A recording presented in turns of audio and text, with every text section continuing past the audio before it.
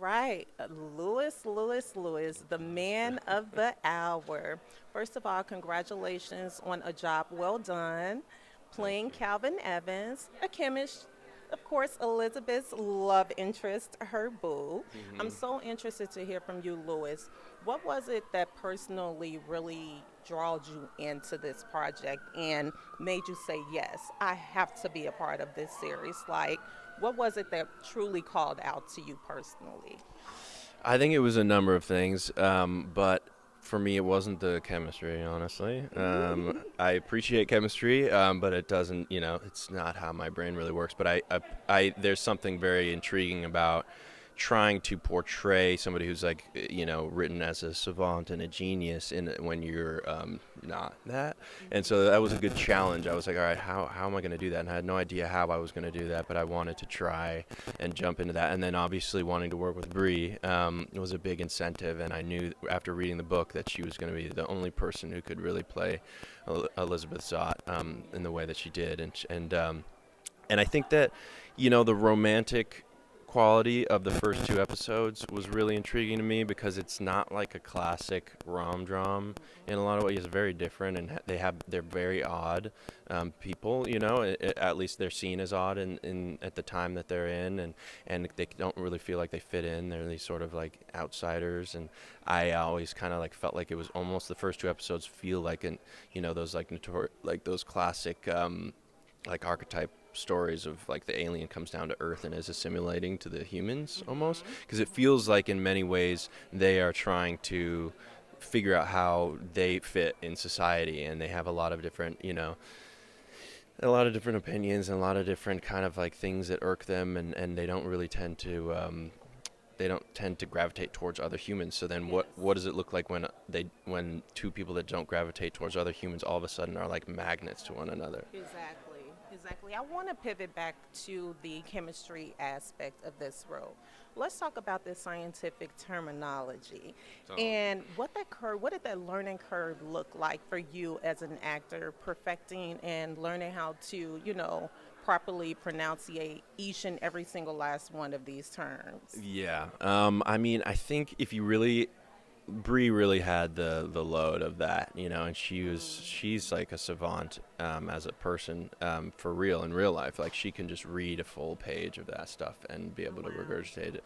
I'm not like that. I need to spend like a week and a half on it. And Hmm. but I would we had these great actual chemists on set, Oh.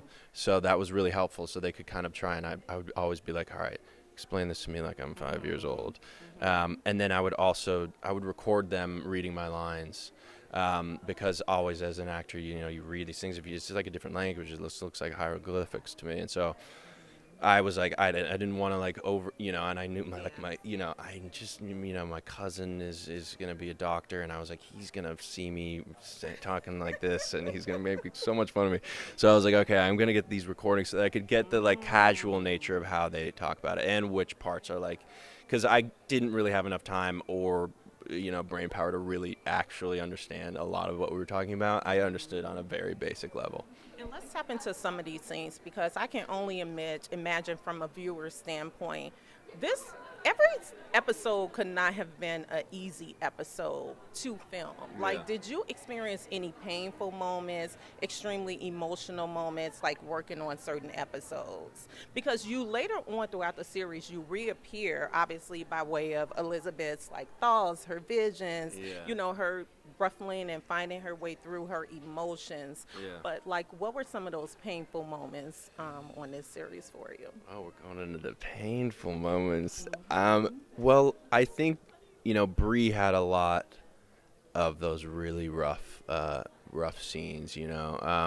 But lucky for me, it was really fun to be able to kind of live in these very like elated, blissful states. Because he's kind of experiencing these new emotions for the first time. So there's this very like childlike kind of nature. But there is that period where he doesn't really understand why she kind of severs their partnership, and because the door, he closed the door, and he kind of has these kind of blinders. In some ways he's kind of a little naive about other people's, reading the room or other people's emotions and what they mean, and calculating exactly and interpreting them.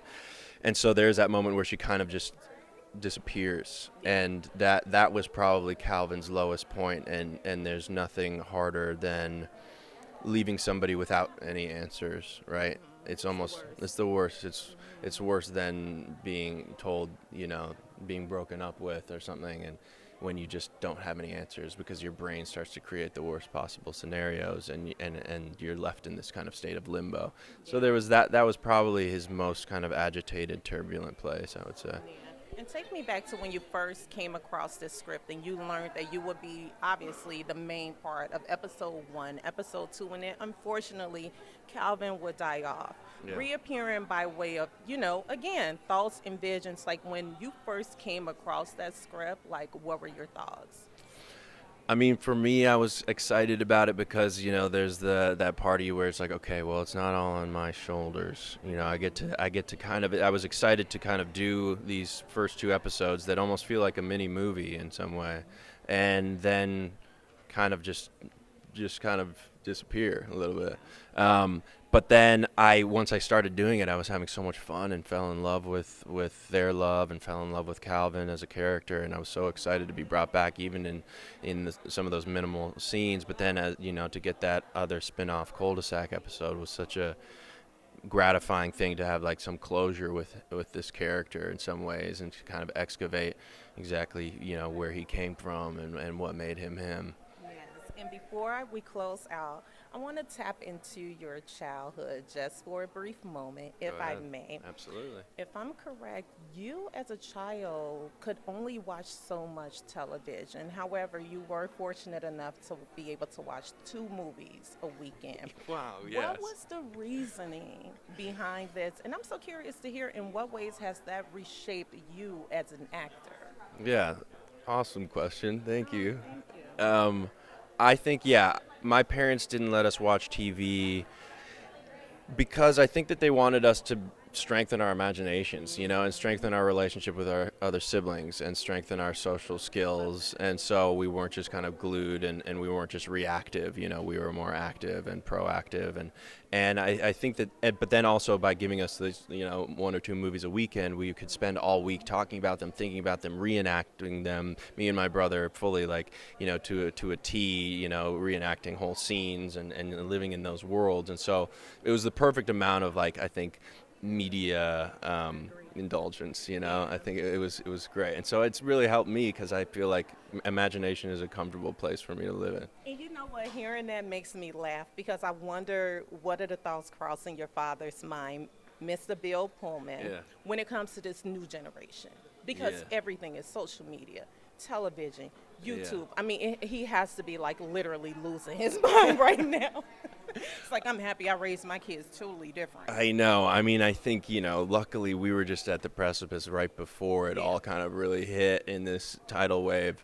But it was still challenging, I think, we still had cell phones when I was, in high school and stuff. But, he's he doesn't want to be behind on the time, so he'll keep up with things, but also stays at a distance, I think, and I've taken that from him. Yeah. I love it. Louis, before you wrap up, what is that one word of advice that your father has given you that you carry in the back of your pocket every day when navigating these Hollywood waters? One word? I think he would say subvert. Subvert expectations. Yeah. Thank you so much, Louis. Thank you so much. Thanks for the great questions.